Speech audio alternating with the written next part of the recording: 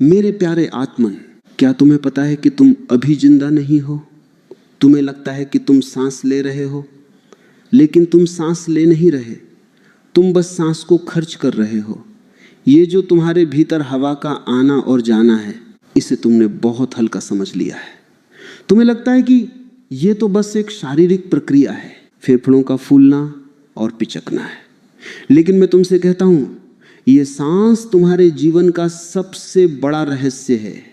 जिस दिन तुम्हारी सांस की डोरी टूटेगी, उस दिन न तुम्हारा शरीर काम आएगा, न तुम्हारा धन, न तुम्हारे मित्र, सब यहीं रह जाएगा। और जिस चीज पर तुम्हारा जीवन टिका है, उस सांस के प्रति तुम इतने बेहोश हो, इतने सोए हुए हो कि तुम्हें पता ही नहीं कि तुम्हारी नाक के 2 छिद्रों में से कौन सा छिद्र कब चल रहा है और क्यों चल रहा है। जरा अभी इसी क्षण अपनी नाक के नीचे उंगली रखकर देखो। क्या तुम्हें लगता है कि दोनों नथुने, दोनों छिद्र एक साथ चल रहे हैं? अगर तुम ध्यान से देखोगे तो पाओगे कि नहीं, ऐसा नहीं है। या तो दायां नथुना चल रहा होगा या बायां। और अगर दोनों साथ चल रहे हैं तो वह एक बहुत ही विशिष्ट क्षण है जिसकी चर्चा हम बाद में करेंगे। लेकिन सामान्यतः जीवन का नियम यह है कि एक समय में एक ही द्वार खुला होता है। कभी तुमने सोचा है कि प्रकृति ने, परमात्मा ने तुम्हें 2 छिद्र क्यों दिए? मुंह तो एक ही दिया, खाने के लिए, बोलने के लिए भी एक ही जुबान दी, लेकिन सांस लेने के लिए 2 रास्ते क्यों? क्या यह सिर्फ शरीर की बनावट है? नहीं, अस्तित्व कभी भी कोई चीज फालतू नहीं बनाता। ये जो तुम्हारी नाक का विभाजन है, ये दरअसल तुम्हारे शरीर का विभाजन नहीं, ये पूरे ब्रह्मांड का विभाजन है। ये तुम्हारे भीतर के सूरज और तुम्हारे भीतर के चांद का विभाजन है।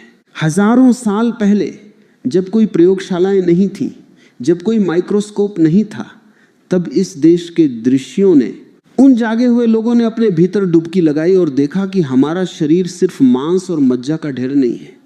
यह एक विद्युत चुंबकीय यंत्र है, यह एक ऊर्जा का खेल है। उन्होंने देखा कि सांस केवल ऑक्सीजन नहीं है, सांस प्राण है।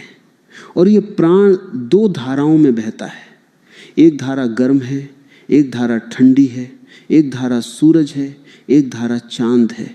तुम्हारी जो दाईं नाक है, जिसे योग की भाषा में पिंगला नाड़ी कहते हैं, वह साक्षात सूर्य का प्रतीक है।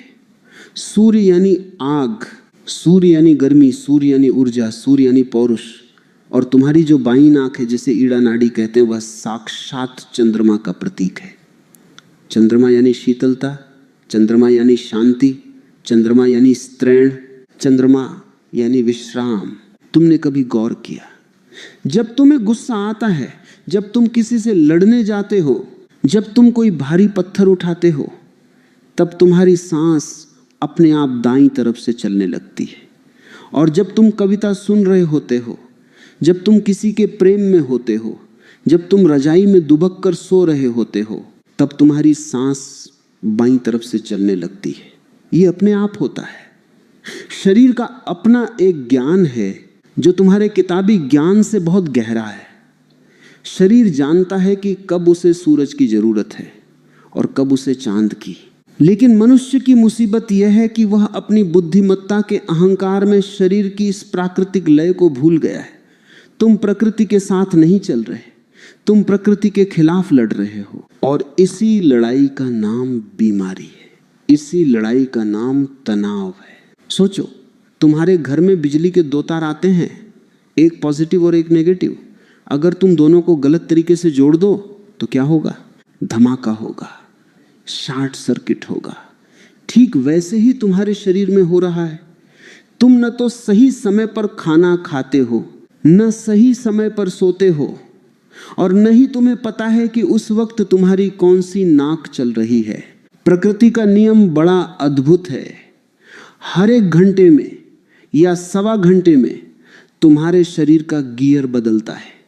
जैसे कार में गियर होते हैं ना, जब तुम पहाड़ पर चढ़ते हो तो तुम पहले गियर में गाड़ी चलाते हो, क्योंकि वहां ताकत चाहिए, गति नहीं। और जब तुम हाईवे पर दौड़ते हो तो तुम 5वें गियर में चलाते हो, वहां गति चाहिए। तुम्हारा शरीर भी हर घंटे गियर बदलता है। 1 घंटे तक सूर्य स्वर चलता है ताकि शरीर में गर्मी पैदा हो, खाना पचे, खून दौड़े। फिर प्रकृति कहती है अब बहुत गर्मी हो गई, इंजन गर्म हो जाएगा, तो वह गियर बदल देती है। अगला 1 घंटा चंद्र स्वर चलता है, शरीर ठंडा होता है, मन शांत होता है, दिमाग को आराम मिलता है। ये लय, ये रिदम 24 घंटे चलती रहती है। लेकिन तुमने क्या किया? तुमने अपनी जीवन शैली ऐसी बना ली कि जब शरीर को गर्मी चाहिए थी तुमने उसे ठंडा पानी दे दिया, जब शरीर को ठंडक चाहिए थी तुमने उसे मसालेदार भोजन दे दिया। तुम उल्टी गंगा बहा रहे हो और फिर तुम पूछते हो कि मैं दुखी क्यों हूँ, मैं बीमार क्यों हूँ, मेरे जीवन में शांति क्यों नहीं है। शांति कैसे होगी? तुम्हारे भीतर का सूरज और चांद आपस में टकरा रहे हैं। इसे और गहराई से समझो। जब दाईं नाक चलती है, यानी जब सूर्य स्वर सक्रिय होता है, तब तुम्हारे शरीर में एक विशेष प्रकार की रासायनिक प्रक्रिया होती है। उस समय तुम्हारा पाचन तंत्र, तुम्हारी जठराग्नि, वह आग जो भोजन को पचाती है, वह अपनी चरम सीमा पर होती है। उस समय तुम्हारा दिमाग तार्किक होता है। तुम गणित के सवाल हल कर सकते हो, तुम किसी से बहस कर सकते हो, तुम कुश्ती लड़ सकते हो। यह समय है एक्शन का, कर्म का। यह समय है बाहर की दुनिया में जाकर कुछ हासिल करने का। सूर्य यानी पिता, सूर्य यानी कठोरता। और इसके विपरीत जब बाईं नाक चलती है, यानी जब चंद्र स्वर सक्रिय होता है, तब तुम्हारे भीतर एक अलग रसायन बहता है। यह समय है ग्रहण करने का, यह समय है सुनने का, यह समय है संगीत का, प्रार्थना का, ध्यान का। उस समय तुम्हारी जठराग्नि मंद पड़ जाती है, शांत हो जाती है। उस समय शरीर खुद को रिपेयर करता है, ठीक करता है। चंद्र यानी माता, चंद्र यानी करुणा। अब जरा अपनी दिनचर्या को देखो। तुम दोपहर में खाना खाने बैठते हो, भोजन को पचाने के लिए, उसे गलाने के लिए पेट में आग चाहिए, गर्मी चाहिए। यानी उस वक्त तुम्हारा सूर्य स्वर, तुम्हारी दाईं नाक चलनी चाहिए। लेकिन अक्सर ऐसा होता है कि लोग ऑफिस में बैठे हैं, एसी चल रहा है, शरीर ठंडा पड़ा है, कोई शारीरिक मेहनत नहीं है, और उनका चंद्र स्वर चल रहा है, ठंडा स्वर। और उसी ठंडे स्वर में तुमने ठोस भोजन पेट में डाल दिया। अब क्या होगा? वह भोजन पचेगा नहीं, क्योंकि पचाने वाली आग तो जल ही नहीं रही थी। वह भोजन पेट में पड़ा पड़ा सड़ेगा। और जब भोजन सड़ता है तो वह ऊर्जा नहीं देता, वह जहर देता है, वह गैस बनाएगा, वह एसिडिटी बनाएगा, वह खून को गंदा करेगा। आयुर्वेद कहता है और योग का यह गुप्त विज्ञान कहता है कि दुनिया की 99% बीमारियां पेट से शुरू होती हैं। और पेट की बीमारी का कारण है गलत स्वर में भोजन करना। तुमने बस खाना खा लिया यह सोचकर कि घड़ी में 2 बज गए हैं, लेकिन तुमने शरीर की घड़ी नहीं देखी, तुमने बाहर की घड़ी देखी। बाहर की घड़ी समाज ने बनाई है, भीतर की घड़ी परमात्मा ने बनाई है। जिस दिन तुम भीतर की घड़ी देखना सीख जाओगे, उस दिन से बीमारी तुम्हारे पास फटक भी नहीं सकती। हैरानी की बात यह है कि जानवर, पशु, पक्षी जो कोई स्कूल नहीं गए, कोई योग नहीं सीखा, वे इस नियम का पालन करते हैं। तुम कभी किसी कुत्ते को देखो, किसी बिल्ली को देखो, जब वे बीमार होते हैं वे खाना छोड़ देते हैं, वे कोने में जाकर बैठ जाते हैं और अपनी सांस की लय को ठीक करते हैं, वे अपनी नाड़ी को बदलते हैं। लेकिन आदमी इतना चालाक हो गया है कि वह अपनी चालाकी में ही फंस गया है। तुम्हारे जीवन की हर समस्या, चाहे वह शारीरिक हो या मानसिक, उसका जड़ कहीं ना कहीं तुम्हारे स्वर के असंतुलन में है। अगर तुम बहुत ज्यादा चिंता करते हो, रात भर तुम्हें विचार आते रहते हैं, नींद नहीं आती, तो इसका सीधा सा मतलब है कि तुम्हारा सूर्य स्वर बहुत ज्यादा चल रहा है, तुम्हारा दिमाग गर्म है, इंजन बंद ही नहीं हो रहा। सोने के लिए ठंडक चाहिए, सोने के लिए चंद्रमा चाहिए, लेकिन तुमने अपने चंद्रमा को दबा दिया है और तुम नींद की गोलियां खा रहे हो। अरे नींद की गोली क्या करेगी? वह तुम्हें बेहोश करेगी, सुलाएगी नहीं। असली नींद तो तब आएगी जब तुम अपनी सांस को बाईं तरफ मोड़ दोगे, जब तुम अपने भीतर चांद को उगा लोगे। लोग मेरे पास आते हैं, कहते हैं मन नहीं लगता, बेचैनी है। मैं उनसे कहता हूं अपनी नाक चेक करो। वे हैरान होकर मुझे देखते हैं कि ये आदमी पागल तो नहीं है। हम मन की बात कर रहे हैं और ये नाक की बात कर रहा है, लेकिन उन्हें पता नहीं कि मन घोड़ा है और सांस उसकी लगाम है। अगर तुम लगाम को काबू में कर लो तो घोड़ा अपने आप काबू में आ जाएगा। तुम मन को सीधा कंट्रोल नहीं कर सकते, वह बहुत सूक्ष्म है, लेकिन तुम सांस को कंट्रोल कर सकते हो, वह स्थूल है।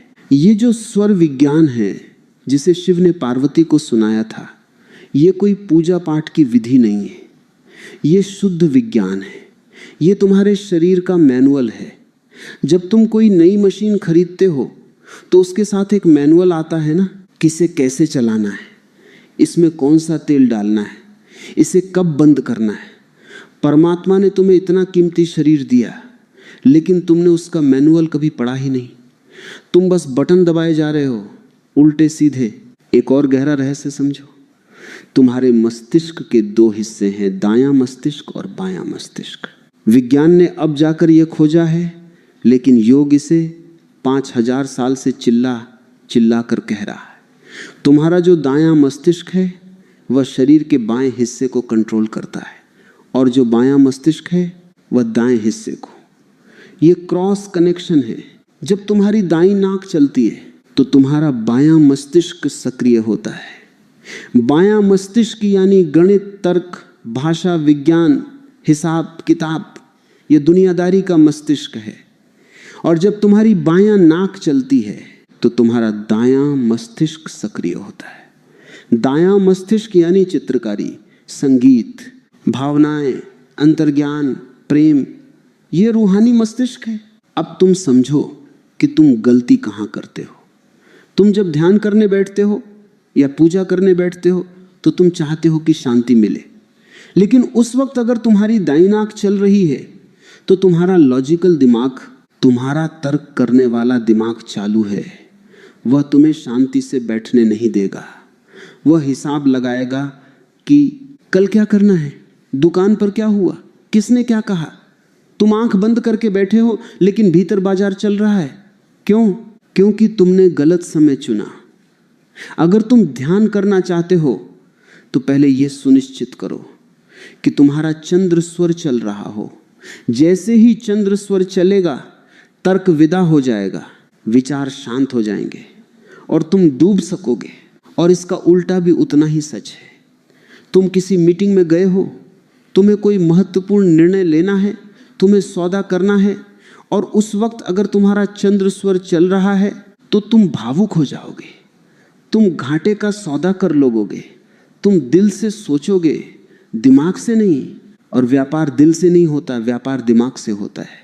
वहां तुम्हें सूर्य चाहिए, वहां तुम्हें तलवार चाहिए, फूल नहीं। जीवन एक संतुलन है, एक बैलेंस है। जैसे दिन और रात का होना जरूरी है।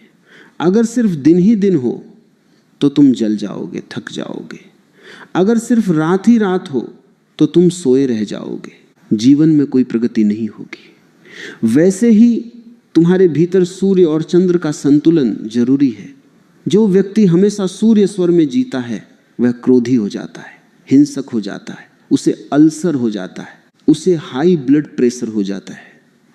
वह हर वक्त तना हुआ तार है जो कभी भी टूट सकता है। और जो व्यक्ति हमेशा चंद्र स्वर में जीता है वह आलसी हो जाता है, उसमें काम करने की इच्छा मर जाती है, उसे कफ हो जाता है, सर्दी जुकाम बना रहता है, वह डिप्रेशन में चला जाता है।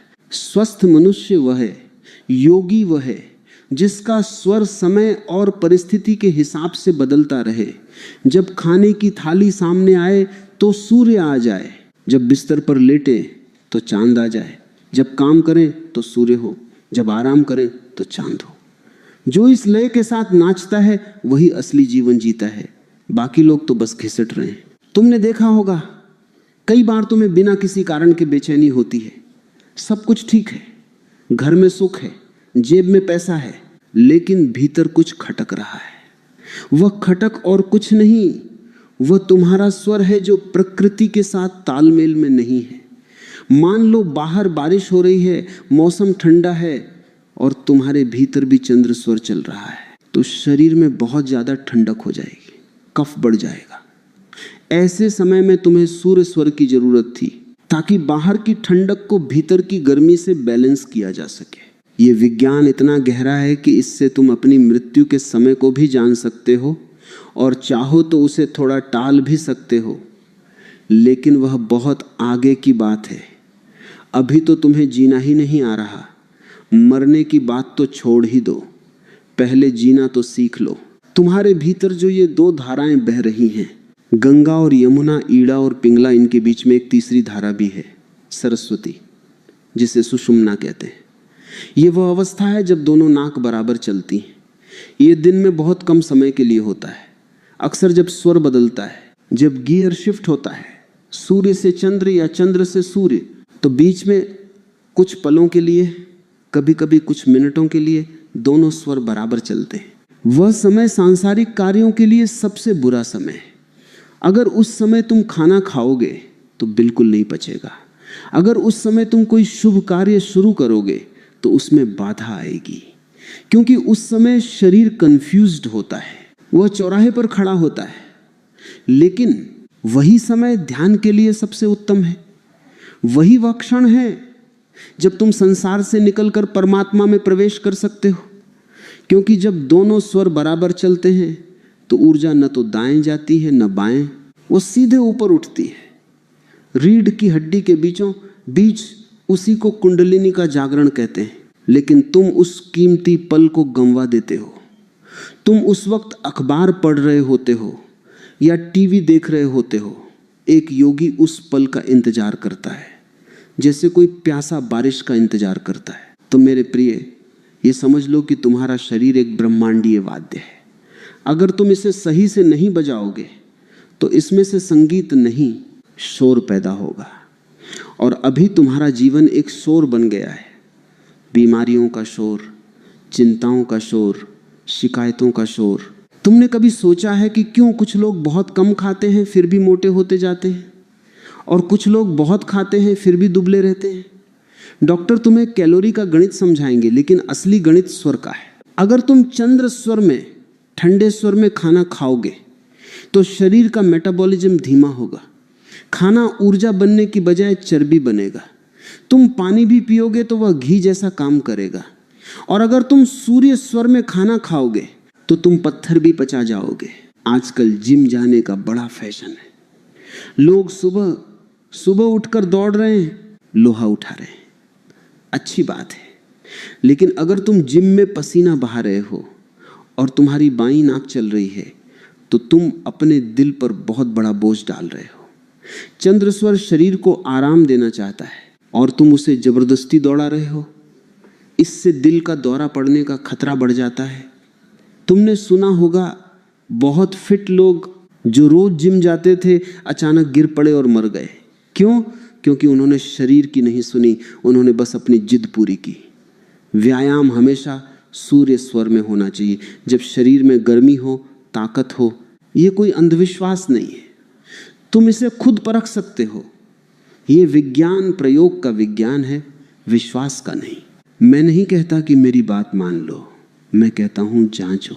एक डायरी बनाओ और उसमें लिखो कि जब तुम खाना खाने बैठे तब कौन सी नाक चल रही थी, और फिर देखो कि उस दिन तुम्हारा पेट कैसा रहा। लिखो कि जब तुम्हें बहुत गुस्सा आया तब कौन सी नाक चल रही थी। तुम पाओगे कि 100% जब गुस्सा आया होगा तुम्हारी दाईं नाक चल रही होगी। अगर बाईं नाक चल रही हो तो तुम गुस्सा कर ही नहीं सकते, ये असंभव है। तुम कोशिश करके देख लो, बाईं नाक चालू हो और तुम चिल्लाने की कोशिश करो, आवाज में जान ही नहीं होगी, गुस्सा नकली लगेगा। इसीलिए पुराने जमाने में जब कोई गुस्सा होता था तो समझदार लोग कहते थे, थोड़ा पानी पी लो, बैठ जाओ। पानी पीने से और बैठने से स्वर बदल जाता है। जैसे ही स्वर बदला, गुस्सा गायब। तुम व्यर्थ ही अपने स्वभाव को, अपने चरित्र को दोष देते रहते हो कि मैं बहुत क्रोधी हूं, तुम क्रोधी नहीं हो, तुम्हें बस अपनी ऊर्जा का विज्ञान नहीं पता। तुम ऊर्जा के हाथों की कठपुतली बने हुए हो, जबकि तुम्हें ऊर्जा का मालिक बनना है। ये जो शरीर तुम्हें मिला है, ये एक बहुत बड़ी प्रयोगशाला है। इसमें हर पल चमत्कार हो रहे हैं। तुम्हारा खून बन रहा है, हड्डियां बन रही हैं, पुरानी कोशिकाएं मर रही हैं, नई पैदा हो रही हैं, और इस सब के केंद्र में है सांस। सांस वह धागा है जिसने आत्मा को शरीर से बांध रखा है। जिस तरह पतंग धागे से जुड़ी होती है, अगर धागा कच्चा हो या उलझ जाए तो पतंग उड़ नहीं सकती। तुम्हारी सांसें उलझी हुई हैं, उथली हैं। कभी गौर करना, जब तुम डरे हुए होते हो तुम्हारी सांसें छोटी हो जाती हैं, छाती तक ही रह जाती हैं, और जब तुम गहरे विश्राम में होते हो सांस पेट तक जाती है, नाभि तक जाती है। बच्चा जब पैदा होता है वो नाभि से सांस लेता है, उसका पेट ऊपर नीचे होता है, छाती नहीं, क्योंकि वह अभी भी अस्तित्व से जुड़ा है। और जैसे जैसे हम बड़े होते हैं हमारी सांस ऊपर चढ़ती जाती है, उथली होती जाती है, और हम अपने केंद्र से, अपनी जड़ों से कट जाते हैं। स्वर योग तुम्हें वापस अपनी जड़ों से जोड़ने की कला है। यह तुम्हें याद दिलाता है कि तुम अलग थलग नहीं हो, तुम सूरज से जुड़े हो, तुम चांद से जुड़े हो। पूरा ब्रह्मांड तुम्हारे भीतर सांस ले रहा है। मेरे प्रिय आत्मन, हमने यात्रा शुरू की थी तुम्हारी बेहोशी से, और अब हम उस मुकाम पर आ गए हैं जहां से रूपांतरण शुरू होता है। अब तक तुमने यह जान लिया कि तुम एक शरीर नहीं बल्कि दो शरीरों का, दो ऊर्जाओं का मिलन हो। एक ठंडा है, एक गर्म है, एक सूरज है, एक चांद है। समस्या यह थी कि तुम अनजान थे, इसलिए तुम सूरज की तपिश में ठंडक खोज रहे थे और चांद की शीतलता में आग जला रहे थे।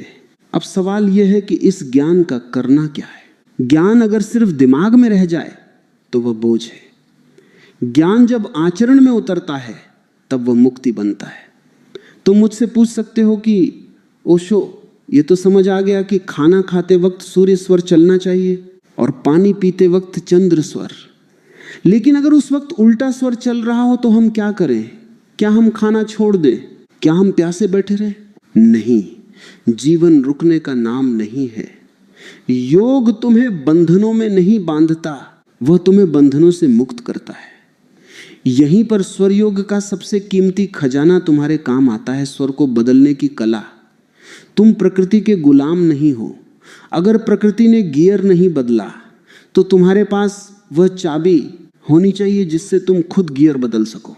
ये जो विज्ञान मैं तुम्हें बता रहा हूं, ये इतना गुप्त रखा गया था कि गुरु इसे सिर्फ अपने सबसे विश्वसनीय शिष्य के कान में ही फुसफुसाते थे, क्योंकि जिसके हाथ में अपनी सांस को बदलने की ताकत आ गई, वह अपने शरीर के रसायन को, अपनी केमिस्ट्री को बदलने का मालिक हो गया। तो सबसे पहले ये समझो कि सांस को बदला कैसे जाता है। ये कोई जादू टोना नहीं है, ये शुद्ध यांत्रिकी है, प्योर मैकेनिक्स है। तुम्हारे शरीर में नसों का एक जाल है, और ये जाल इस तरह बुना गया है कि शरीर के एक हिस्से पर दबाव डालने से दूसरा हिस्सा सक्रिय हो जाता है। अगर तुम्हें अपनी दाईं नाक चलानी है, यानी सूर्य को जगाना है, तो तुम्हें अपने शरीर के बाएं हिस्से पर दबाव डालना होगा, और अगर तुम्हें बाएं नाक चलानी है तो दाएं हिस्से पर दबाव डालना होगा। ये क्रॉस कनेक्शन है।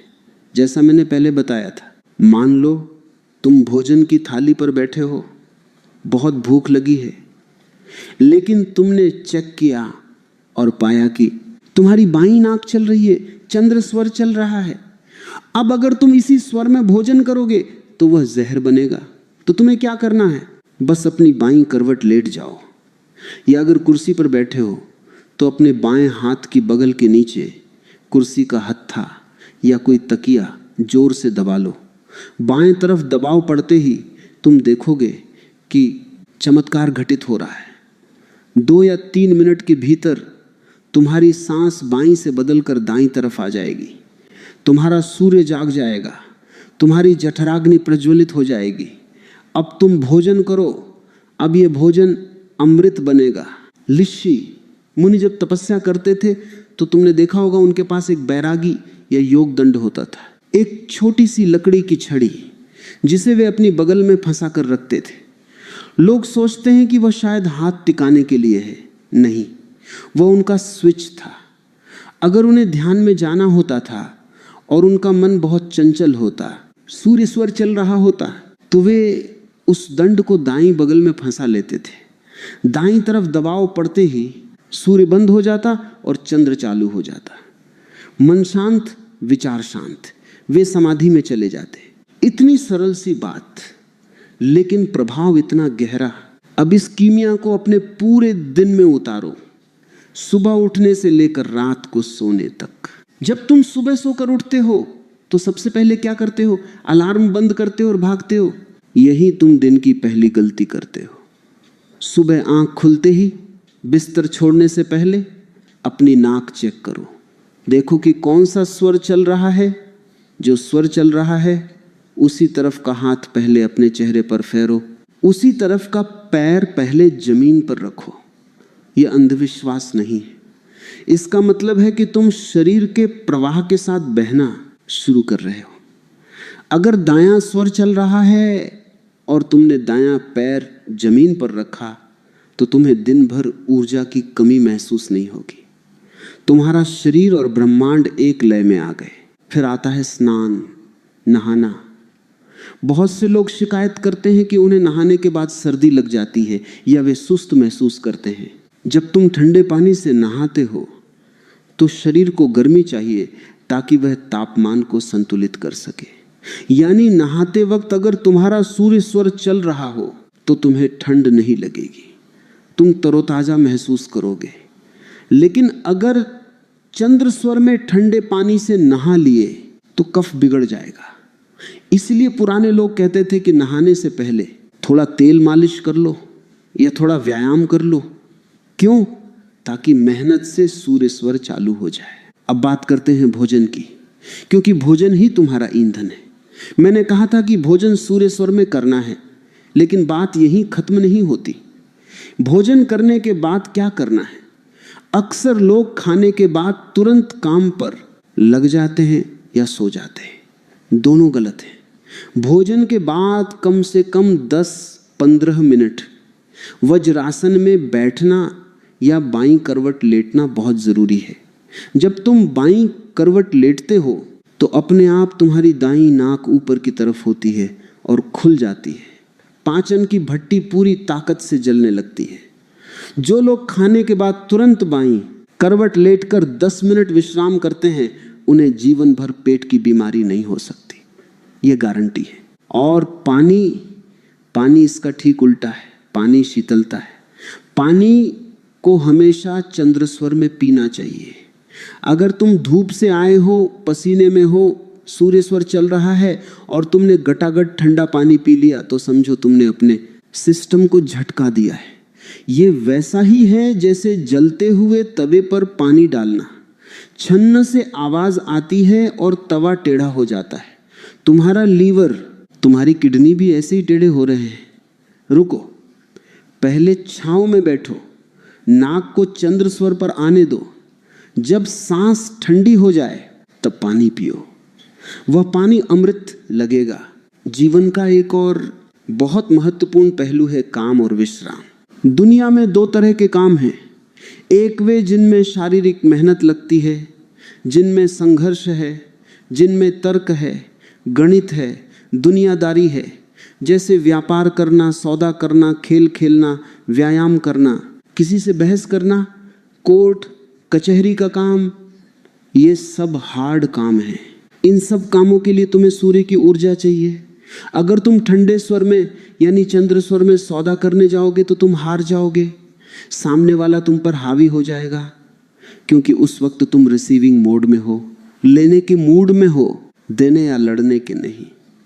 तो जब भी घर से किसी भी मुश्किल काम के लिए निकलो, यह सुनिश्चित करो कि तुम्हारा सूर्य चमक रहा हो।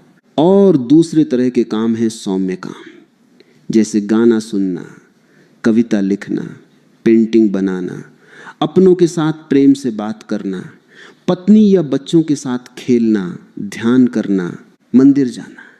इन कामों में तुम्हें गर्मी नहीं चाहिए, यहाँ तुम्हें पिघलना है। यहां तुम्हें बहना है। अगर तुम सूर्य स्वर में अपनी प्रेमिका के पास जाओगे तो वहां प्रेम नहीं, लड़ाई होगी, क्योंकि सूर्य का स्वभाव है जलाना, वह हावी होना चाहता है। और प्रेम में कोई हावी नहीं होता, प्रेम में समर्पण होता है।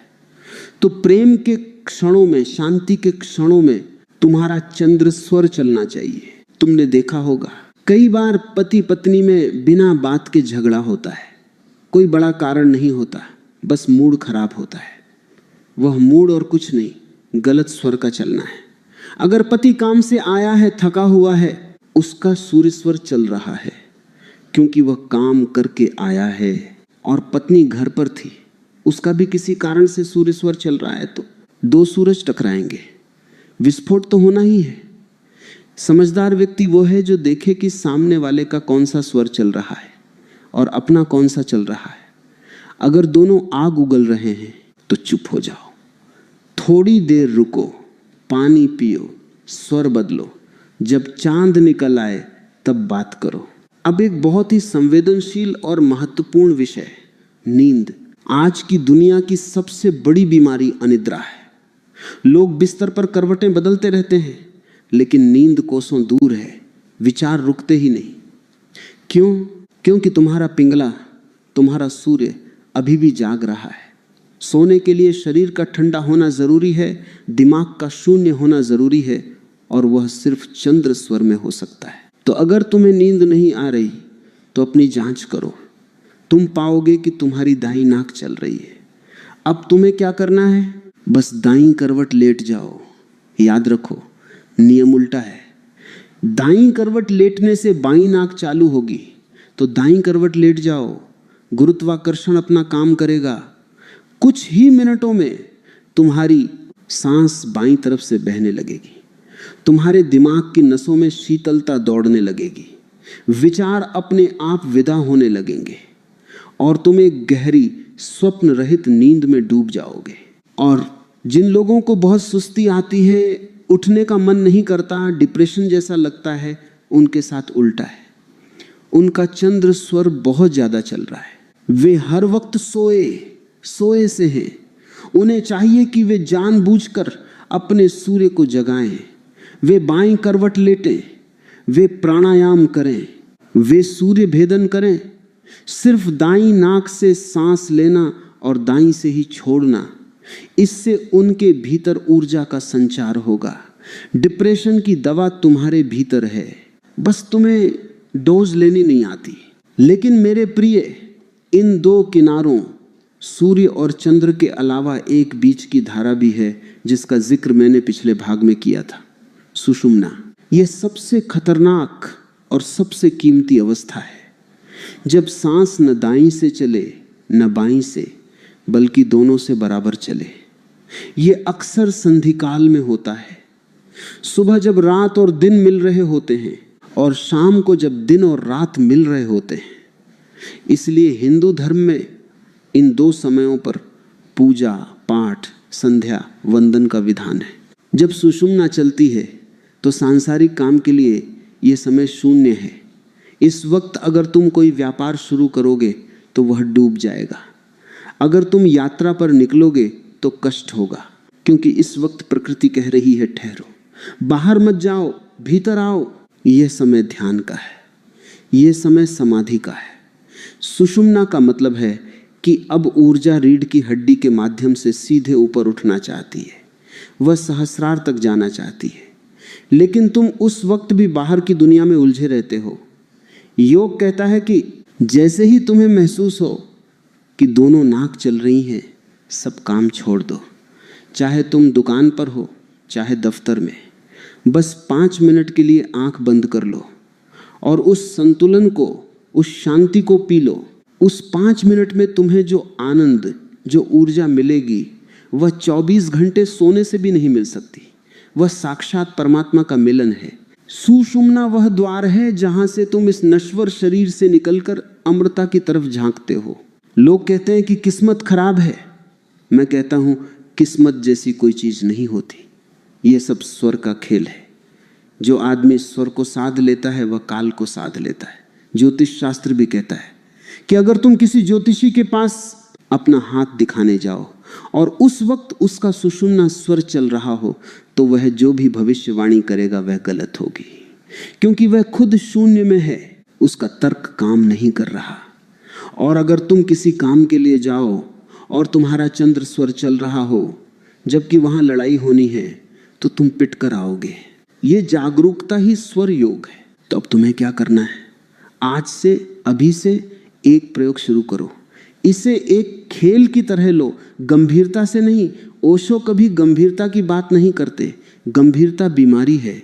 खेल खेल में देखो, दिन भर में कम से कम 10 बार अपनी नाक चेक करो। जब बॉस चिल्ला रहा हो चेक करो, जब भूख लगी हो चेक करो, जब बहुत प्यार आ रहा हो चेक करो, जब रजाई में घुस रहे हो चेक करो। धीरे धीरे तुम्हें एक पैटर्न, एक नक्शा दिखाई देने लगेगा। तुम्हें समझ आने लगेगा कि ओ, उस दिन मेरा झगड़ा इसलिए हुआ था क्योंकि मैं गलत गियर में था। और जैसे ही ये समझ आएगी तुम हंस पड़ोगे, तुम अपनी ही मूर्खताओं पर हंसोगे। और जिस दिन तुम अपनी मूर्खता पर हंस देते हो, उसी दिन तुम बुद्धिमत्ता की पहली सीढ़ी चढ़ जाते हो। तुम्हारे शरीर के भीतर जो ये सूरज और चांद हैं, ये सिर्फ अंग नहीं है, ये ब्रह्मांडीय शक्तियां हैं। हठ योग का मतलब ही यही है। ह यानी सूर्य और ठ यानी चंद्र। इन दोनों का मिलन, इन दोनों का संतुलन। जब तुम इस संतुलन को पा लेते हो तो बीमारियां टिक नहीं सकती। कैंसर जैसी बीमारी भी वहां पैदा होती है जहां शरीर की ऊर्जा ब्लॉक हो जाती है, सड़ जाती है, बहती नहीं। स्वर योग उस ब्लॉकेज को तोड़ देता है। वह प्राण वायु को शरीर के कोने कोने तक पहुंचा देता है। यह कीमिया है। तुम तांबे को सोना बना रहे हो। तुम्हारा शरीर तांबा है, तुम्हारी जागरूकता वह पारस पत्थर है, और स्वर योग वह विधि है। इस दुनिया में लोग तुम्हें बहुत कुछ सिखाएंगे। पैसा कैसे कमाना है, सफल कैसे होना है, दूसरों को प्रभावित कैसे करना है, लेकिन कोई तुम्हें यह नहीं सिखाता कि खुद के साथ कैसे रहना है, खुद की सांस के साथ कैसे मैत्री करनी है। तुम अकेले आए थे, अकेले जाओगे, और अंत समय में सिर्फ यही सांस तुम्हारा साथ निभाएगी आखिरी पल तक। तो क्यों ना इस साथी को थोड़ा जान ले, क्यों ना इससे थोड़ा प्यार कर ले। जीवन का मजा बेहोशी में नहीं, होश में है। एक बार होशपूर्वक सांस लेकर देखो, एक बार जानबूझकर अपनी मर्जी से अपने भीतर के सूरज को जगा कर देखो। तुम्हें लगेगा कि तुम इंसान नहीं, तुम ऊर्जा का एक पुंज हो, तुम असीम हो। ये नाक के 2 छोटे छोटे छेद, ये नरक का द्वार भी बन सकते हैं और स्वर्ग का भी। चुनाव तुम्हारा है। अब तक तुम अनजाने में नरक के दरवाजे खटखटा रहे थे, अब चाबी तुम्हारे हाथ में है। स्वर्ग का दरवाजा खोलो और प्रवेश करो। उत्सव मनाओ इस श्वास का, क्योंकि यही जीवन है। सांस आ रही है, सांस जा रही है, और इन दोनों के बीच में तुम हो साक्षी, दृष्टा। यही स्वर योग का अंतिम सत्य है।